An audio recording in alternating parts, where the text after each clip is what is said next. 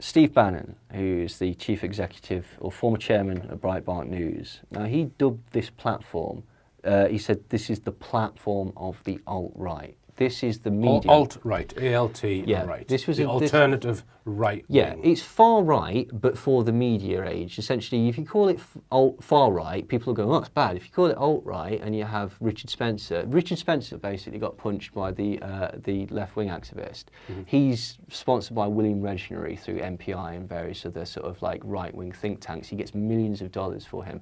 William Regnery also published a couple of Trump's books, and during the election, he set up automated phone lines in order to promote Trump. Mm-hmm. Richard Spencer is the person that coined the phrase alt-right. He said, we are alt-right. And it's essentially a media term that basically softens the concept to make it more palatable.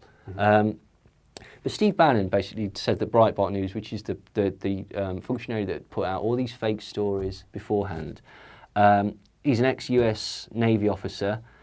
He's described by others as a militarist in love with war. This is not a happy fellow, basically. Right.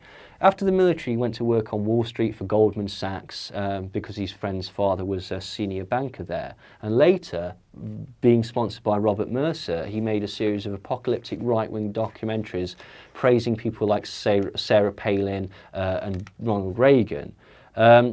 Ronald Reagan's domestic policy was racist, his economic policy was a failure, his foreign policy amounted to genocide and drug importation, and he committed high treason. So anybody that thinks that Ronald Reagan was a sterling example of an American president needs to go and open a book and read about the guy. Because everything that they say that he did well, he didn't. Okay. Bannon invested $60 million of Goldman Sachs money into IGE. IGE is a computer games company that would basically, if you know, in games like World of Warcraft, you need to like get gold and stuff like that. Mm-hmm. But in order to do that, you need to do mundane tasks, which is boring. What they would do is they'd hire gamers to do these mundane tasks and then sell this gold to people for real money. Okay. So basically, they're making profit out of nothing. Right. It's incredibly clever. The only problem with that is that basically at the time, IGE, the time that Goldman Sachs via Steve Bannon was investing in IGE, it was run by the wanted paedophile Mark Collins Rector and the known paedophile Brock Pierce. If you've seen or you're aware of that documentary, An Open Secret, Brock Pierce and Mark Collins Rector are the two paedophiles that were allegedly connected to Bryan Singer that were involved in that story. And so these are these are friends of Bannon. Mm-hmm. Milo Yiannopoulos, by the way, who's also connected to Breitbart, was at still not named those paedophiles he saw raping young twinks at Hollywood parties, which is surprisingly similar to the Bryan Singer, Mark Collins Rector, Brock Pierce allegations. This is very. The third CEO of IGE was also arrested and charged with child sex trafficking, and these are the people that Bannon sort of associates himself with. He's got a history of domestic abuse and refusing to pay child support despite his vast wealth. He was influential in sort of changing the direction of the Tea Party to being more sort of like overtly far right, and was known as the Leni Riefenstahl of the Tea Party. I mean, the whole point of Breitbart, which is basically his Mercer-sponsored Trump-promoting media outlet, is to foster an hysterical fear of anything that's not conservative. Like so, Breitbart. Yeah. So, is this knowingly connected to Trump, Breitbart? Well, it's owned by Robert Mercer, and Robert Mercer was the main financier of the Trump campaign. But does Trump talk about Breitbart? Yeah, and InfoWars. Okay. They basically have become this whole sort of circular thing where InfoWars will share Breitbart stories, Breitbart will share InfoWars stories, and then Trump will tweet about them. Right. And they're incredibly pro-Trump. And pro-Richard Spencer and pro-white supremacy. So before the election then, you think that that whoever's backing Trump was trying to mop up the alternative community media, and that's why, say, InfoWars and Drudge Report was kind of nudged to the right a bit to line itself with Trump. Oh yeah, and then soak up all of his following into It happened to get all of these people who wouldn't normally vote to vote. Yeah, absolutely. By giving them, Giving them a carrot. we will create the heroes for them to We're follow. going to sort out 9/11. Absolutely, yeah, exactly. Yeah. And then they've just completely forgotten about that. And so anything progressive, anything foreign, anything that conforms to a religion other than Christianity, anyone that's not white and fairly well-to-do is categorised as a threat to the very fabric of Western civilization by Breitbart. It's a nationalist paper, and it tends to err towards white folk. The Charles Martel Society, okay, it's a far-right ideology think tank and charitable organisation that gives money to various right-wing organisations. The National Policy Institute. These are basically, again, promoters of far-right ideology. This is where Richard Spencer came from. Richard Spencer is the person that spawned the phrase alt-right. He believes in a completely white ethno-state. Okay, he wants to deport everybody who's not white, as does William Regenry II. He's an admitted white supremacist who wants all non-whites deported from America. He published Trump's book, and during the election he set up automated phone lines. But they're never going to bring about a government that's going to do all that, are they? Do what? Well, that's going to make America a purely white state, this white country. Maybe not, but this is what these very wealthy people yearn for as an ideal. All right.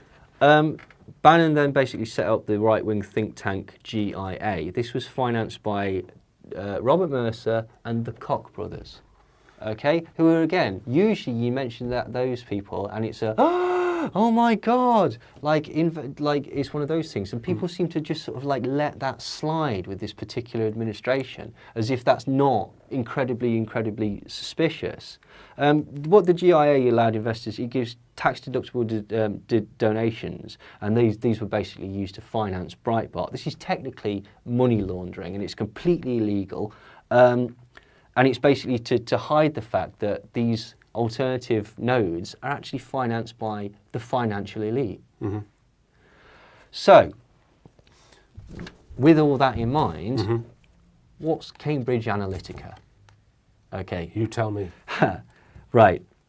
Well, Cambridge Analytica started as a company called SCL. SCL is a British-based military psyops organisation. It's connected to the British military and the British military intelligence. It's very cagey about what it does, but it does admit that it's a psychological operations house. Robert Mercer bought into SCL. He basically put a huge amount of money into this military psychological operations company, and they created this firm called Cambridge Analytica, and it's a firm that specialises in data mining and targeting campaign material or propaganda at specific audiences in a manner specifically catered towards the most impact for that specific target group. And basically they hooked up with Aggregate IQ. Aggregate IQ is a data mining company based in Canada. During the run-up to Brexit, Vote Leave, Leave.eu, the DUP and various other people gave huge amounts of money to Aggregate IQ. The reason that's perfectly okay is because Aggregate IQ is Canadian, so it doesn't fall under the purview of the British or European election cycle. You're not allowed to look at their campaign material, the propaganda, the stuff that they've actually been doing. That's perfectly legal. It's a loophole that allows them to do stuff outside of the UK. Robert Mercer just so happens to own the IP address of Aggregate IQ, so it is a definite node of Cambridge Analytica. But as I say, because they're foreign, it can't really be investigated. Now, SCL used to advertise Aggregate IQ as their Canadian branch, but this was basically removed later, although if you phone their Canadian branch number, you still get through to Aggregate IQ. During the run-up to Brexit, Aggregate IQ was paid to micro-target potential voters via propaganda campaigns via Facebook and social media. What's micro-targeting? Micro-targeting is individualised political messages delivered in the most effective manner to cause the most extreme response. Basically, Aggregate IQ built all the software for Cambridge Analytica. SCL, which is the precursor to Cambridge Analytica, has board members from Marconi Defence Systems, British Military Psychological Operations, the US Marines, and it uses military psyops tactics on domestic populations. It's technically a private domestic company, but it's got all these links to elite weapons manufacturers, psychological operations, the Pentagon, and British military. So essentially what Cambridge Analytica and SCL did is they used psyop tactics on the public in order to influence their political belief and drive their voting tactics. Right, let me just interrupt you there, Neil. So would this be via Facebook? It was entirely via Facebook. Right, so, okay, so those companies have devised some software that will make appear on your Facebook interaction messages, because they know that you're going to vote this way. Well, they know that you like this, that, or the other. So they're going to target you. They're going to target you with some information to sway your vote. Yeah. What they did was they bought everybody's data from Twitter, Facebook, and other social media, and then they sent algorithms through this. So let me ask you this question: they've got data that they've derived from social media. Yeah. The next step is to then use that data in order to manipulate those people. Yeah. Now, how can these private companies put their software into Facebook's own backend? Well, I'll explain. Basically, the goal is to capture every single aspect of a voter's information. So what they do is they spread propaganda and plausible lies, fake news, that type of thing, things that will get you riled up. They take millions of... you often find this on Facebook. What do you think about this? What do you think about this? What do you think about that? Vote on this, vote on that. They're constantly fishing for information from you all the time on Facebook. Yeah, absolutely. Well, basically what they did was they took everyone's information and they examined it. So what pages have you been on? What have you liked? What have you disliked? Let's look at your conversations. Let's see if there's any themes running through this. And they did incredible analysis of this. And which can be done in software. Oh yeah. And what they did was they figured out, let's take you, right? We'll look at Richard Hall's Facebook page. What makes Richard angry? Okay, what makes Richard angry is, I don't know, white pieces of A4 paper. Next day, an advert would appear on your Facebook page saying, because we also know that you don't like traffic wardens. Traffic wardens are flooding the UK with white pieces of paper. Do you want this to stop? Then vote Trump. Yeah. Vote Brexit. Yeah. So it's targeting that person. Micro-targeting something that person feels passionate about. Yeah. And they're saying, well, our candidate will solve your individual problem. Yeah. Now, so here's the question, Neil. How can these companies then... How are they allowed to have their software integrated into Facebook software? They're not allowed to do it. They're allowed to buy the company. Right, okay. Now here's where it gets strange, because during the beginning... they're allowed to buy which company? They're not allowed to do this. During the election, basically what happened was they're allowed to buy the data, but they're not allowed to influence it, because this is party political influencing, and this has to be... Right. So how are these companies getting that micro-targeting advert? Because they did it through Canada, because they did it through aggregate IQ, which means that it can't be investigated. Now, during the beginning of the campaign... just interrupt you again. So aggregate IQ then, they've got some connection with Facebook then, have they? No, aggregate IQ is the Canadian data portion of this data mining company, Cambridge Analytica. Right. During the beginning of the campaign, Cambridge Analytica and their chairman and various people were really, really proud that they were on part of the Leave Brexit campaign. Right. They says if this is successful, we're going to apply the same tactics to getting Donald Trump elected. They later admitted that they used micro-targeting, fake news, etc., as a precursor to get Donald Trump into office.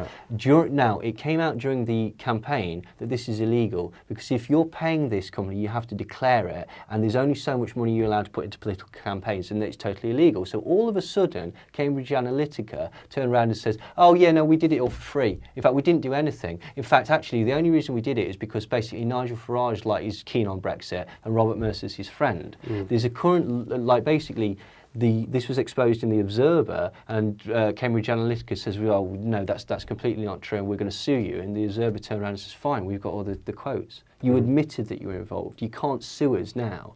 For some reason, nobody's looked into this highly illegal manipulation. So is there an interface then between Facebook and Aggregator IQ? No, they just bought all your data.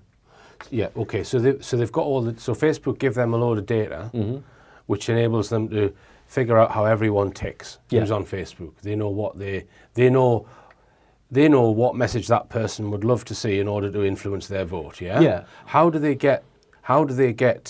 that company then get Facebook to put that message on that individual person's... You just set up a SOC account and just send them a message. All right. Yeah. So they set up. So it involves setting up a whole load of fake Facebook accounts. Yeah. Right. Or just as we were talking about earlier, you put that information out, and somebody spreads it, and somebody spreads it, and somebody spreads it. If you're friends with somebody on Facebook, the likelihood is there's 2 or 3 people at least on there that have very similar ideas. So that's a block campaign. Right. You've answered the question there. They have a whole load of SOC accounts.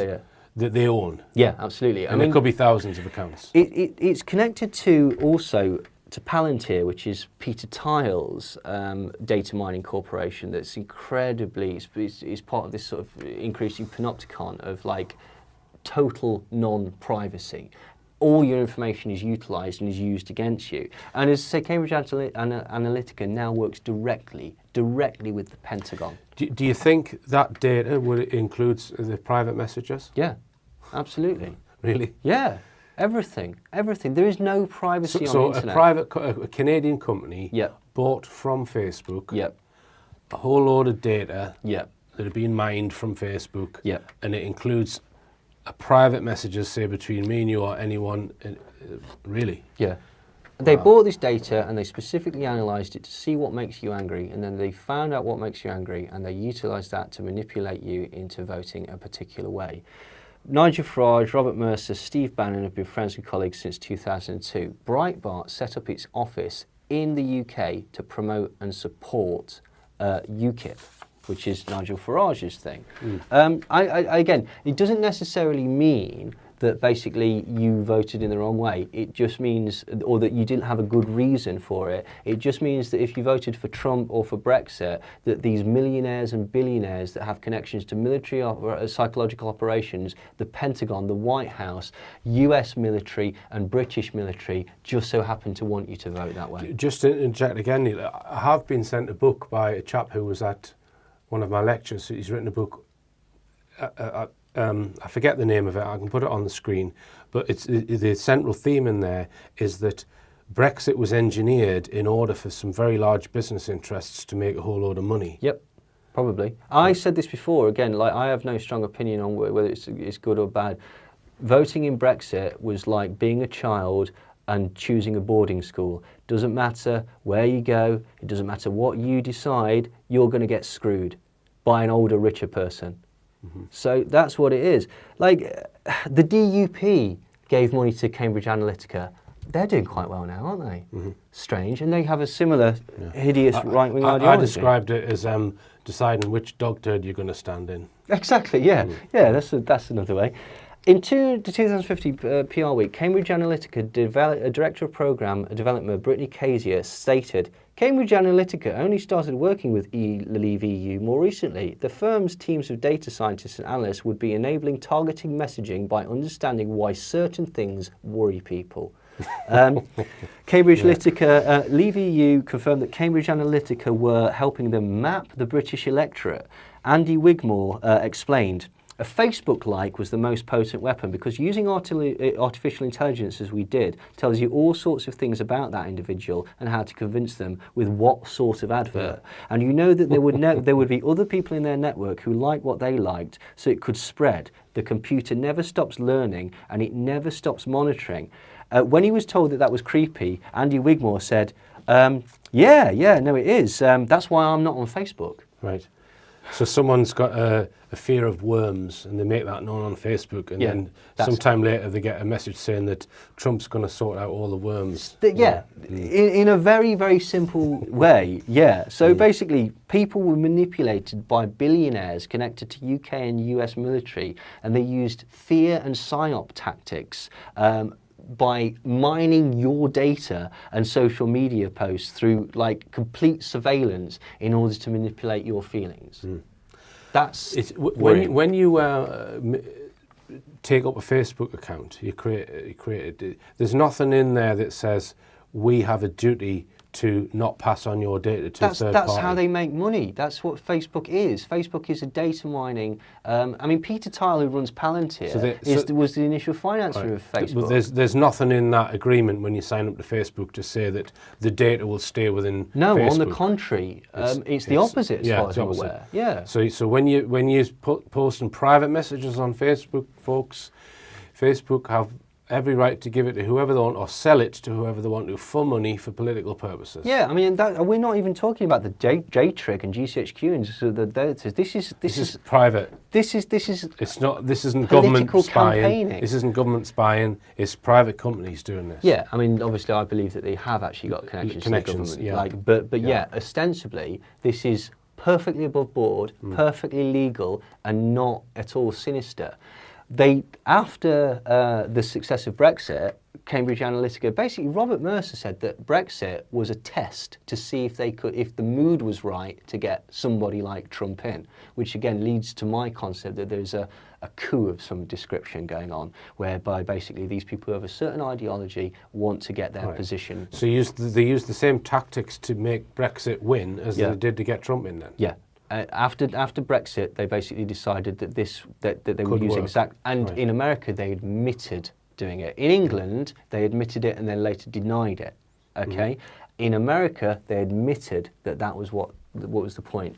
Data mining, micro-targeting, manipulation. So what about, if we just stay on Brexit a second, what about the viewpoint that joining Europe is a step towards a world government and that the most powerful people on the planet are marching the UK and other countries in Europe to a world government? So surely they would be using those techniques to get us into Europe. Maybe they would. I don't know. Or say, I don't know. I'm not saying that you made the wrong vote. I'm not saying you made the right vote. All I'm saying is a very specific class of very wealthy people with very specific connections to US military industrial complexes, the Pentagon and British psychological operations wanted you to vote that way. Yeah. I mean, this is just a level of sophistication so much higher than the guy in the street who used to stop you and say, "Will you be voting Conservative, sir? What is the issue that upsets you the most? Do you want this? That's how they used to do it, isn't it? It's hidden. It's underhanded. That's the frightening part. And it could potentially have information that you would never dream of even sharing to anyone, isn't it? Totally. So, absolutely, totally. I mean, this is totally the problem with it.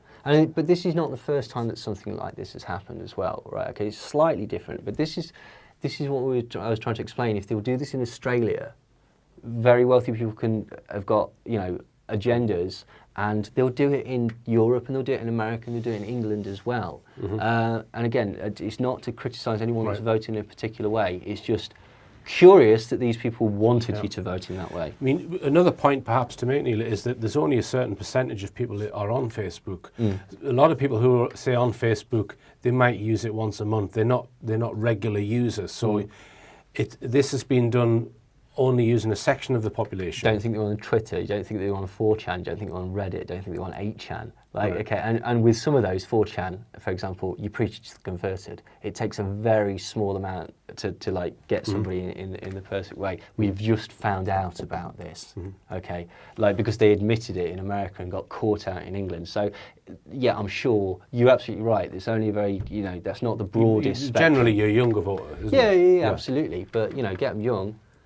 Indoctrinate them, and it's very difficult to change their views. But as I say, this isn't the first time that underhanded tactics. This is very slightly different. But I'd just like to talk a little bit about LulzSec or anti-sec and the FBI and Stratfor. Stratfor is it's a private sort of like a sort of private CIA almost. It's a defence contractor that is technically a private company, but it has interactions with American government. Probably full of geeks. No? I don't. Well, yeah, but like some dangerous ones as well. Like, right. you know, if the CIA is full of geeks, it's a similar type of thing. Now, basically, there was this hacker collective that was an offshoot of Anonymous. Obviously, we know Anonymous, and this was called LulzSec. Lulz as in laugh out louds. LulzSec. It was a hacker collective, and it was an offshoot of Anonymous. They were so good that LulzSec actually hacked and shut down the CIA's website. Yeah, at one point. and just to make a point, because we spoke about Assange and about how Assange was a very proficient hacker and he had all of these charges against him. And it's my belief that he was then recruited at some point because he was useful to them. And I think that seems to be what happens to a lot of the good hackers. They will then work for, because I think there was a chap named, I forget his name, who went to work for DARPA, who was a hacker. So anyone who's going to be a danger to whatever, a hacker, they're going to get recruited. They are going to get recruited and offered that to work for. It's certainly one way. I mean, there's obviously been instances where hackers used to do that. They used to basically find back doors and then tell the company who found this back door, pay me and I'll show you how to close it up. Or whatever. One of the members of LulzSec was this very prominent hacker by the name of Sabu, S-A-B-U. Now, he was one of the very first people to suggest and promote Occupy Wall Street. He was also involved alongside a very famous hacker called Jeremy Hammond in the hacking of Stratfor. Now, Stratfor, as I said, is a private intelligence contractor with shady links to the US government. Bizarrely, the editor-in-chief at InfoWars was an intern at Stratfor for a year and a half. And InfoWars started in exactly the same town as Stratfor at exactly the same time. And Alex Jones has been accused, I don't know if that's true, but Alex Jones has been accused of being connected to Stratfor. Just before Occupy Wall Street, Sabu formed another, even more hardcore hacker group, which was called Anti-Sec. And via this organisation, Sabu was basically training people to hack large corporations. And on Christmas 2011, Anti-Sec released a load of emails that were hacked from Stratfor.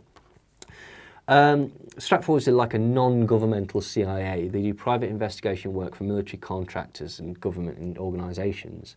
One of the things that Anti-Sec did was they stole credit card numbers from Stratfor's clients and actually gave $700,000 away to charity. Like, now this was actually, again, had to be returned, but it's quite Robin Hood-esque, isn't it? Now, the Stratfor emails revealed that Goldman Sachs and Stratfor were looking at doing a possible insider trading scheme, which would have been illegal. Stratfor was attempting to smear a journalist by promoting the false idea that they were an Al-Qaeda operative. The Bank of America had employed techniques to spy on and collect data about Occupy Wall Street activists. And Stratfor was monitoring and reporting on dissent against the Dow Chemical Company, particularly due to their response to the Bhopal chemical explosion that killed thousands 25 years ago. So, like, even 25 years afterwards, they're monitoring people to see anti-sentiment against major blue-chip corporations. One of the things that the emails exposed was that trapwire is actually used in far more cities and venues than had been previously admitted. Trapwire is yet another of these Palantir-type panopticon data mining things. It's involved in CCTV. If you've ever seen that film A Scanner Darkly, at the beginning where he's walking along and the CCTV camera picks him up and they do a facial recognition and they get his entire history up, and his criminal record and all aspects of his life that's been data mined from everything else, and then you can immediately tell that it's a tracking device and stuff like that. That's what trapwire is. Trapwire is basically it's in many American cities, despite the fact that they actually deny that it is. Now, there was only one problem with this whole scenario, is that during the entire time that this went on, Sabu was an FBI informant. Okay, so Sabu was arrested on June the 7th, 2011. The following day, on June the 8th, he turned FBI informant. Anti-Sec was formed on June the 19th. So the FBI formed Anti-Sec, and they immediately started training other hackers to hack large corporations and encouraging them to hack large corporations. Then in September, Cebu is instrumental in promoting Occupy Wall Street, which means that the FBI were instrumental in promoting Occupy Wall Street. And was that done via Facebook to promote it? It was done by Twitter. Right. There was also an advert in a magazine called Adbusters as well. Because I know that in the UK, the Occupy movements were started on Facebook. Yeah. A lot of it was done with social media, absolutely. Yeah, social media, because, social media. Well, it was, I think originally it was kind of supposed to be connected to Anonymous, really. Yeah. Like, I mean, what's interesting is that during the Occupy Wall Street, Anonymous were saying they were going to hack all these banks and shut down Wall Street. Right. Cebu intervened, told them to stop it. Right. So now I do know one or two people who were involved in the Occupy movement in the UK, and I would say that those people were genuine people. Oh yeah, absolutely. Who were wanting to change the banking system and get rid of corruption. And this is not really good motives. Of those people, just like it's not a criticism of voters of Brexit or Donald Trump. It's just. But you think that that the whole concept and the idea came from the intelligence agencies or the FBI for Occupy. So it was just a little test. It would appear so. That will be quite annoying news to some people who were involved and committed months of their lives living on the street thinking that they were doing something. Well, again, then Anti-Sec also hacked Stratfor. So the FBI essentially hacked Stratfor. This led to the arrest of Jeremy Hammond and the arrest of various other people. So let's just look at the bigger picture then. Why would American intelligence and possibly British intelligence kind of set up these protest movements? See who's going to go for it. See who's going to go along with it. It's another data mining program. Right. And you think that they're maybe practicing their responses, maybe how to respond to entirely possible. Like, I'll guarantee that basically every single person that was at Occupy, any of the occupiers, you've been photographed and your details are on the line or on a file somewhere. Like, you know, it could be just as simple and straightforward as in the event of a popular uprising, whose door do we need to kick in first? Or something like that. You just don't know. Again, I'm not sure of the motivation specifically. I don't know how Mercer and Farage and people like that are going to make money from Brexit. I mean, they're hedge fund managers, so, you know, they make money from chaos. I don't understand why William Regenery exactly wants a white ethno-state in America, but they do, and they're desperately trying to sort of promote this. So, I don't know. I don't know what they're going to do. I just know that I'm very troubled by the amount of underhanded manipulation that's gone into all of these things, and specifically because many people, as you say, have really gone for this wholeheartedly. And this is not a criticism of those people, right? Okay, this is not a criticism of their cause or their opinions or anything like that. This is just rich men get really rich in chaos, and then they're creating chaos. Right. So do you think there's some interplay between, let's call it the business world, for want of a better word, these multi-billionaires who are trying to influence the outcomes of the election and Brexit, because they can, because they're so rich and they're crafty, right? Do you think there's a link between them and the security services? Probably, Are they doing each other favours? I would imagine so, because as I said, the security services might suggest this to one of these oligarchs. You do that, scratch your back. Absolutely. I mean, there's a lot of, like, you know, criticism that's laid out against George Soros. Some of it is warranted, some of it is slightly thin. Like, he's given money to, say, Tides, which is a charitable organisation that was then distributed, and certain charities in Ferguson, certain Occupy, Adbusters for one, where the Occupy Wall Street thing was paid for via a Tides thing. It's not a direct line in the same way that Mercer is, but what is true is that George Soros, for example, is connected to the Carlyle Group, and he was instrumental in promoting the similar types of things during the intervention into the former Yugoslavia. Like, he was spreading sort of like pro-US or anti-whatever sentiment via his sort of civic causes and stuff like that. Well, these are the players who are really manipulating the outcomes of things like this. Absolutely. And we're led to believe it's Boris Johnson leading the campaign for this or that, or whoever they're just minions and pawns, aren't they? Absolutely. They're people that have positioned themselves to make a lot of money, basically. You know, perhaps they believe in that actual cause. Okay, I don't actually think they do. I think it's a sales pitch. But yeah, that's certainly the case. There's very, very wealthy people connected to these institutions, and they, for whatever reason, are manipulating people to act and react in a particular way that is ultimately going to be beneficial to them, because otherwise they wouldn't be doing it. Right. And so where does that leave, let's say, the UK Parliament, like Jeremy Corbyn or Tim Farron, although he's not there anymore, and I think I know why.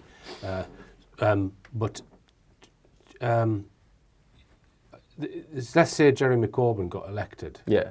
Right. This is all still there, isn't it? All of this sort of manipulation behind the scenes. Oh, yeah, absolutely. So I mean, how can you see any of this being sort of gotten rid of, or this sort of control using nefarious methods? No, and if the wrong person gets in, like in Australia, they'll get him out. Yeah. That's the terrifying thing. Like, you know, there's so much manipulation going on. Yeah. And what they're doing at the minute is they're being very, very clever because of the mechanisms of social media and stuff like that, making people think that they've come to these realizations on their own.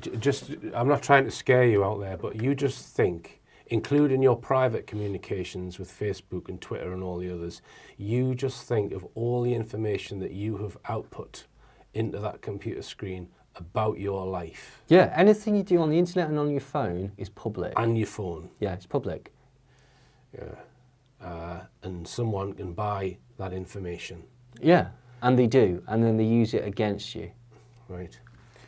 Okay. All right. And Neil, is there anything else you want to add on that? No, I think we've done enough. Right. Okay. Remember, believe none of what you hear and only half of what you see. I'm Richard D. Hall. Good night.